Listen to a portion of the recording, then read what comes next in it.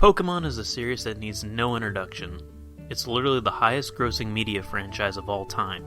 If you've never heard of Pokemon before, I would have to assume you're either an infant or someone from 1994 or earlier that somehow time traveled into the future. Side note, if you're the later, sup? That sounds really cool, we should talk. Anyways, you've heard of Pokemon, but what about Mystery Dungeon? You probably have, since it's the most popular Pokemon spin-off series, and Mystery Dungeon games have other non-Pokemon related entries, including Sharon the Wanderer and Chocobo's Mystery Dungeon. In fact, Mystery Dungeon got its start as a Dragon Quest spin-off, but these days most people know about it from the Pokemon entries. The PMD series got its start during the tail end of the third generation of Pokemon, and has received at least one new entry every generation since, with the exception of the 7th generation. If you've heard of this series, you've likely heard of the first entries, Red and Blue Rescue Team, or the second entries, Explorers of Time, Darkness and Sky. These games each sold really well, which allowed the series to get a set of WiiWare games, though being Japan exclusive, and a new 3DS title. I don't know much about how the WiiWare games were received in Japan, but the first 3DS title, Gates to Infinity, wasn't well received. The PMD games are no stranger to not being received well by critics, but even fans had a lot of gripes with Gates. I'm not going to go into every reason why Gates was poorly received here, as we'd be here for a while. Just know that, while some might defend it, Gates is typically seen as a blemish on the series, and it caused a lot of fans to give up on it. Luckily, it wouldn't be long until Spike Chunsoft redeemed themselves, and released what I consider to be the magnum opus of the PMD series.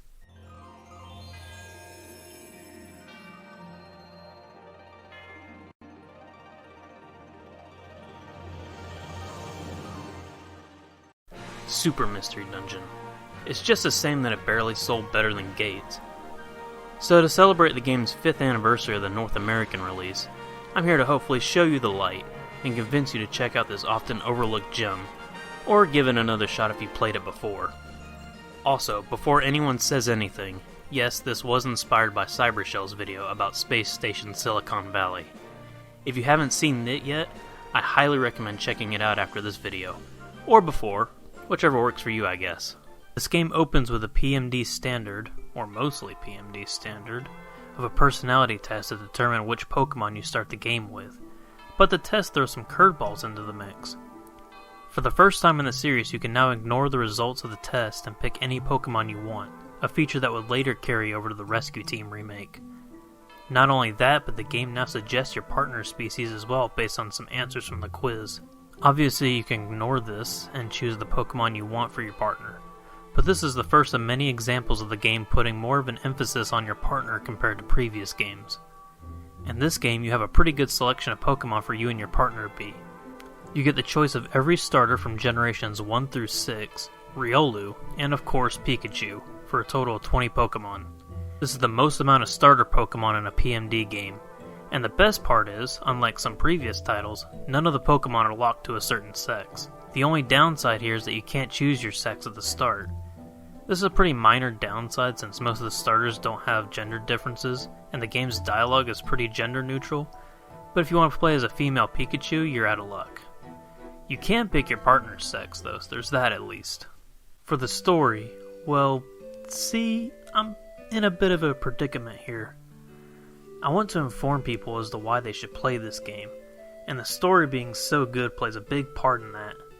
There's a lot of really cool things about this game's story, like the amazing plot twist, its incredible foreshadowing, the fun characters, the sometimes humorous dialogue, the themes of hope and never giving up in the face of certain defeat, and some generally cool moments that happen throughout. I'd like to talk about all of that, but I want to keep this video spoiler free.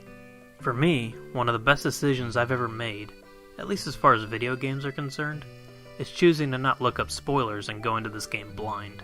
I don't think the game or even the story would be ruined for you if you knew what happens before you play, but I do believe that the game is best experienced blind. I can, however, give a super basic plot synopsis at the very least. The game starts with you waking up as a human-turned Pokemon with no memories outside of your name. Some Beheeyem attack you, and as you run away from them, you bump into a Nuzleaf. And then the Nuzleaf helps you escape from the Beheeyem by going through a mystery dungeon. Afterwards, you tell the Nuzleaf what's going on, and he offers you to come stay at his place in Serene Village. At the village, you meet your new best friend and some other kids. Wacky hijinks ensue, and that's all I'm saying about the story. Obviously a lot more than that happens, but again, I don't want to spoil much. Just know that things go from 0 to 100 really quick, and you get to explore much more of the world outside of the tiny village. With that said, there's something else I can discuss about the story without spoiling anything, and explain why it's my personal favorite story in the series. Unlike other PMD stories, this game has a Bildungsroman-esque narrative focusing on your partner learning to grow as a person throughout the things they experience in the game. Starting with dealing with school bullies, all the way to fighting for your life to save the world by the end. You and especially your partner go through quite the journey together. You see, usually in these games, you're the main focus of the plot, and things tend to happen because of you and your situation of turning from a human into a Pokemon. Your partner is usually just along for the ride. In this game, your partner's attitude and dreams for something more are what move the plot forward most of the time. In a way, the game almost makes you feel like the partner, and vice versa. It's a pretty cool dynamic that makes the story stand out from the rest of the entries in the series. Now, a good story is nice and all, but this is a video game. You could have the most amazing story ever told, but if the gameplay is crap, then there's no real point in playing it over watching an LP of it on YouTube. So how is Super's gameplay, you might ask? Well, I'm happy to report that Super probably has the best dungeon crawling gameplay in the entire series. If you don't know already, PMD is a roguelike, or an RNG crawler as I like to call it. That means the game is viewed from a top-down perspective, and you navigate a dungeon with a randomized layout, with turn-based movement and combat. There's a whole lot of new features added that are either brand new or missing in the previous game, as well as some overall improvements to some older features. One of the most underrated new features has to be pushing. In previous games, when you walk into a teammate, you simply switch places with them. This was fine, but if you wanted to retreat from battle or a monster house, and a teammate was in the way, they'd end up being the ones getting hit and possibly killed. There wasn't much you could really do about this. Now, when you walk into a teammate, instead of switching places, you'll push them forward, at the cost of some hunger. This takes a bit of getting used to if you played the older games, but this small addition has saved my butt more times than I can count. Thankfully, you can still switch places with your partner just like in the older games by simply holding B and walking into them. Also, as I just mentioned, hunger is back as a mechanic. It wasn't in Gates, which made that game a bit too easy for most, so it's nice to see it make a return here, and be a bit more of an engaging mechanic by letting you sacrifice some of it for special abilities like pushing, and the new Alliance moves. Alliances are basically just you and your teammates ganging up on a single Pokemon and beating the snot out of them. It's pretty good. When you activate an Alliance, you choose everyone's move they'll perform, and then all of you will surround the targeted Pokemon and perform all your moves in a single turn. The best part about this is that most moves using an Alliance ignore type weaknesses. For example, if you were to hit a Water type with a Fire type move, instead of doing reduced damage, you'll instead do neutral damage, which can be pretty handy depending on your team composition. As previously mentioned before, Alliances do drain your hunger meter, so unless you're near the end of a dungeon, fighting a boss, or you brought a ton of apples with you, I wouldn't recommend using this mechanic too often. Speaking of apples, items in this game are pretty important. So important, in fact, that this game added in 2 new sets of items for players to use. First up are wands, and these are pretty much of seeds, like the stun seed, or multi-use instead of one-time use items.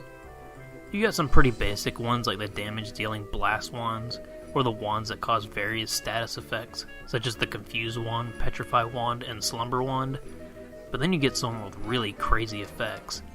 Some of my favorites include the Stay Away wand, which both teleports the target away and petrifies them, the Guiding wand, which tells you where the stairs are located, the Pounce wand, which launches you and your teammates towards whatever opponent or surface you hit with it, and the HP Swap wand, which swaps you and your target's hit points around. Although this one obviously doesn't work on bosses, as it would be pretty broken. The second new sets of items introduced are probably my favorites, the Emras and Looplets. Looplets replace the held items from previous games, like scarves and bows. Outside of the default Looplets, they can still give you additional buffs like the old held items, such as increased attack or defense. The real magic of these items come in when you involve Emras into the mix. Looplets have a set number of notches on them, which can be filled by Emras. Emras can be randomly found around dungeons, and once equipped to a looplet, provide additional effects on top of whatever effect your looplet might already have. The more notches on a looplet, the crazier things can get. Emras can have a wide range of effects, from giving your map an item radar, to allowing you to more easily dodge range attacks, to alerting you every time you enter a new floor that has a shop or a monster house on it, to even allowing you to mega evolve or enter an awakened status for a short time. Emras can cause some pretty funny moments to happen, like having multiple payback Emras to activate at once, causing the opponent to become confused and fall asleep at the same time. Or starving and slowly losing HP, only to survive by having the Absorption Emra equipped, which restores some HP every time you kill an opponent. Another really nice thing about Emra is that if you have all of you and your teammates' looplet slots filled, and you find an Emra but don't want to replace any currently equipped ones, you can always use the Emra instead to give you or your teammate a slight buff to a stat, meaning finding an Emra is always a good thing. This might sound like a pretty broken system, and in a lot of ways it is, but there is something that balances it out a bit, and that's the fact that you can't take any Emras out of a dungeon with you, meaning that you have to collect new Emra every time for your looplet when you enter a dungeon. This means you can't just find the Emras you like and carry them with you throughout the entire game. Now that would be broken. While Emras might make the game seem more random than previous titles, there is one aspect of Super's gameplay that they made even less random, which in turn improved the mechanic, and that involves recruiting Pokemon to your team. In previous games, in order to recruit a Pokemon, you had to fight an enemy Pokemon and be lucky. If you're lucky, the Pokemon will ask to join your team, and if you accept, they're on your team now. It seems simple enough, but in execution, this method of recruitment was rather clunky. Recruitment rates for Pokemon were pretty ridiculous, and some Pokemon even had a negative recruitment chance, meaning that you had to carry special items with you if you wanted to recruit certain Pokemon, just to have a chance of recruiting them, which was still extremely low. This was even the case with legendaries in the post-game. Imagine going through an extremely long dungeon, only for a legendary at the end to deny recruiting them, forcing you to redo the entire dungeon all over again, just for the chance of them joining your team. It was a nightmare if you wanted to recruit every Pokemon in the game, or just your favorites. And that's not factoring in version exclusives, or buying the right rescue camps and rescue team. Super has a brand new system for recruitment called the Connection Orb. It's pretty simple. Do a mission for a Pokemon, and they'll join your team, and as the connections spread, they'll allow you to take on more and more missions. The system is great, but it does have some flaws though. For example, you can't give your Pokemon nicknames, and there are now a limited number of each Pokemon species, which means I would highly recommend against evolving Pokemon that aren't you and your partner. This also means the game has a set number of missions, whereas previous games technically had an unlimited number of them. While this could be seen as a bad thing, there's already a crap ton of missions in this game already, considering all 720 Pokemon that existed at the time are in this game, and there are multiple versions of some Pokemon, such as Pokemon with sex differences, and all the unknown forms. You can put a lot of hours into this game and not even be remotely close to recruiting them all. While the system isn't perfect, I would gladly take this over the old system any day, even if the Connection Orb could still use some tweaks. Alright, now I know what a lot of you have been thinking throughout this entire video. Gee, redneck gamers, I couldn't care less about this game, but I need to know what that sexy music is that you've been playing in the background for this entire video. Well, have I got some news for you. This is music from Super. You just got punked. Super's soundtrack is outstanding. It was composed by Katsuki Ito, who joined the series with Explorers, and is probably better known for his work composing some music for Smash Bros. Ultimate, and also has worked on Bloodstained Ritual of the Night, among other things. While I like his work on Explorers and Gates, he really went all out for Super. I mean, it's nothing I would listen to in my car or anything, with other people in it, but it's still really good. I love the variety in this soundtrack. Sure, it uses a lot of woodwind instruments like most PMD soundtracks, but some of the instrument choices here are really wacky and borderline experimental. Take Fire Island Volcano for example. This is a fiery dungeon, so you would maybe expect something slower paced like Mount Blaze and Rescue Team, Or maybe you'd expect something to be more rock heavy like how most game series tend to handle fire levels. How about neither? How about didgeridoos, bagpipes, and violins to create something that I can only describe as Australian river dance? It's so weird, but it just works so well. Not every song is like this, but every song is really, really good in its own right. Even cutscene music, which can usually fall into the trap of being pretty generic and bland in even the best soundtracks. Here's a list of some of my favorites from the soundtrack, which I recommend you check out, preferably from playing the game itself. There's also some songs brought over from Gates, as well as some new remixes of tracks from Rescue Team and Explorers. Now, most PMD soundtracks have a special theme that is featured all throughout the soundtrack, usually themed to something special to the particular game in question. Explorers had the Time Gear theme, Gates had the theme of Hope, and Super has the Partners theme. The Partners theme by itself is really nice, probably my favorite of these special themes, but it's crazy to hear how often it shows up in other songs in the soundtrack, either as full-blown remixes, or having the themes show up as part of a grander tune.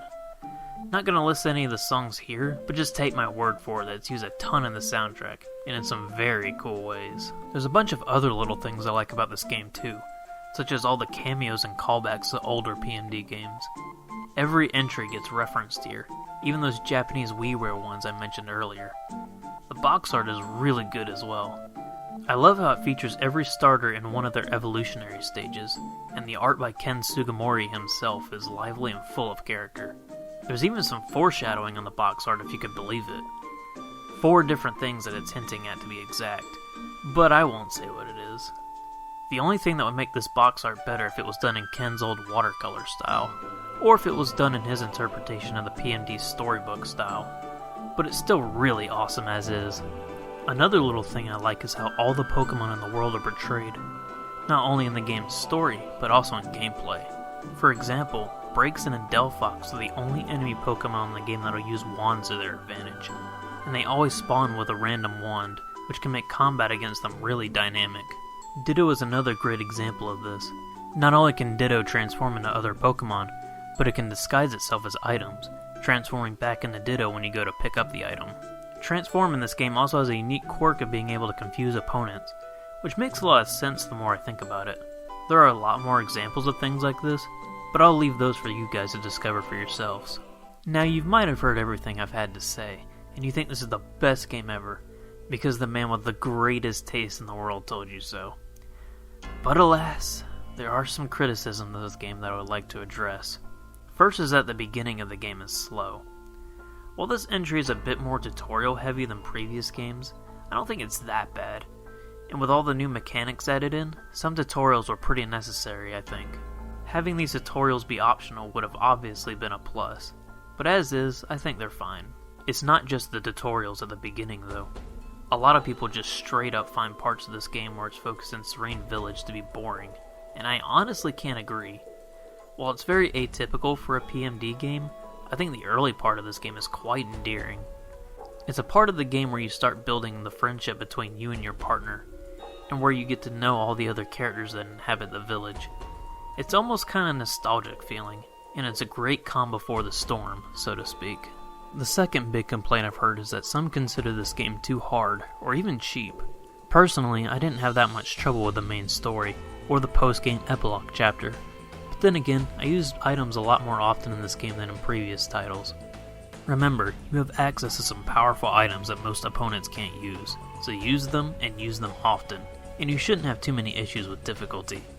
I did encounter a bit of a difficulty spike when I got to the sheer mountain range and the gentle slope cave, but again, don't be stingy with items and you should be fine. Another tip that I can give you is that once you get to Lively Town, getting Reviver Seeds, which are kinda sorta extra lives in this series, is super easy.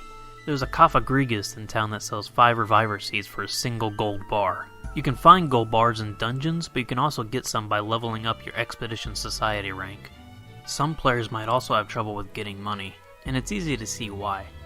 Unlike the older games, missions no longer have cash rewards. You can still sometimes get free items from completing missions, but that's it. Here's a pro tip for you. Sell fresh apples. If you pick up apples in a dungeon and complete the dungeon or mission with the apples, they'll be considered fresh, as indicated by a sparkling graphic. If you sell the apple before you decide to head into the next dungeon, you'll get an easy 100 Poke per apple. The final complaint about this game relates to its visual presentation. Personally, I think the game looks fine for a 3DS title. In fact, some areas can look pretty beautiful in its own way. I wish the game was stylized a bit more, but otherwise I think the graphics are acceptable. The animations can be a bit off-looking sometimes. Most animations are fine, but certain walking animations could look pretty weird, especially for quadrupeds. Also, in regards to presentation, you can't skip cutscenes, and they can get pretty long. Considering this is a very story-focused game, it doesn't bother me personally, but if you like the option to skip cutscenes, you might find this aspect of the game annoying. Even considering how story-focused the game is, I still think the option to skip cutscenes should have been there. Just keep that in mind if you do decide to try this game out. Outside of that last point, I wouldn't consider any of these complaints game ruining. But I also didn't want this entire video to be me giving the game constant praise, even though I could have easily done that. Now then, the most important part of this video. How do you go about playing this game? It's a Nintendo game, so it's surely at the same price it was when it released 5 years ago, right? Actually, no, you can find this game for pretty cheap. eBay has listings as low as $10, but if you don't trust eBay, GameStop has it on sale for $30, which is a bit lower than its original retail price. I even found a copy at a Walmart bargain bin section for $15 one time. Personally, I haven't had any issues with eBay in the past, so just look for sellers with good ratings and give them a shot. If you're still skeptical and you're willing to put in a little extra work, go for a retro game store or a mom and pop owned game shop and look there. It may end up being a waste of time if the store isn't carrying a copy, but you can usually find games there for very cheap sometimes. If you don't own a 3DS or you straight up are short for cash, there's always Note, this really should be a last resort option. I would love if people supported the official release instead, but I also want as many people as possible to experience this game, so I gotta mention it here. Citra is probably the best 3DS emulator right now, although I can't think of another one anyways. Citra doesn't run every game perfectly, but it does a decent job with Super. It has some minor graphical issues and the occasional frame drop, but otherwise this isn't a bad way to experience the game. Hopefully this game will run perfectly on Citra one day, but for now it does the job. Well, that's everything. I could talk about this game for hours, but this should be enough already.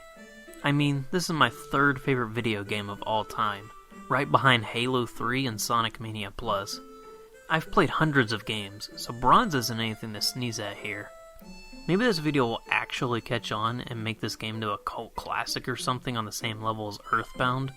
Not that I think or want it to turn into an Earthbound-like classic or anything, but it would be nice as long as people appreciated the game for what it is. Heck, if this made at least one person give the game a shot, or made someone else give it a second chance, then I think I did my job.